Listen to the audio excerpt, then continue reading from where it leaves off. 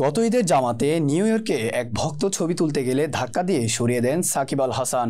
এ নিয়ে বেশ হইচই পড়ে গিয়েছিল। নিউ ইয়র্কের বাংলা গণমাধ্যম সমালোচনার ঝড় উঠেছিল, যদিও সাকিব বিষয়গুলোকে পাত্তা দেননি।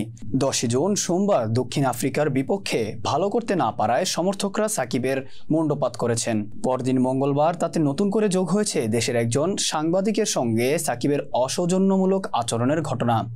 নাসাউ কাউন্টি স্টেডিয়ামে দক্ষিণ আফ্রিকার বিপক্ষে ম্যাচ শেষে ক্রিকেটারদের সেন্ট ভিনসেন্টের বিমান ধরার তাড়া ছিল। সে সময় টিম বাসের সামনে স্ত্রী ছেলে মেয়ের সঙ্গে কথা বলছিলেন সাকিব আল হাসান। এ সময় সাংবাদিকরা ছবি তুলতে গেলে সাকিব নিষেধ করেন। সন্দেহের বশে একজন সাংবাদিকের মোবাইল ফোন ছিনিয়েও নেন তিনি।